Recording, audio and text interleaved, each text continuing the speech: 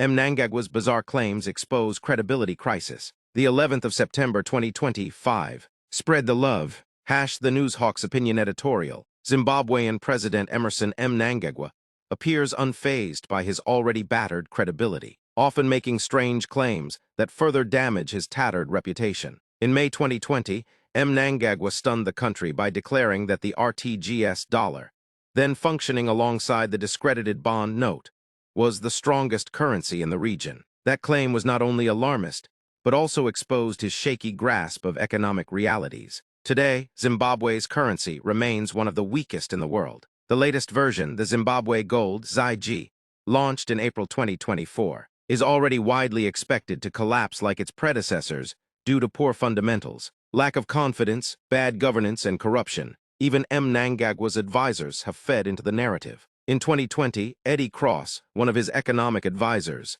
also claimed the bond note was the strongest currency in the region.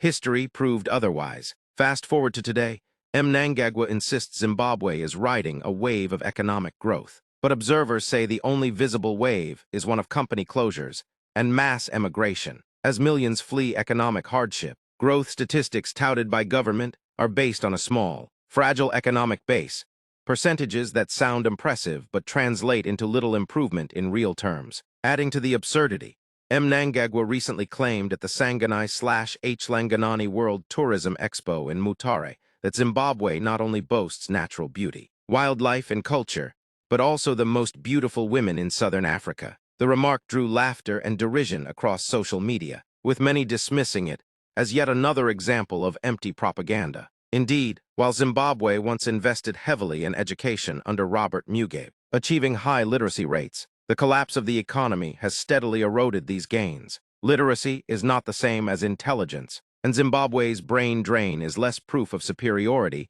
than it is a survival strategy.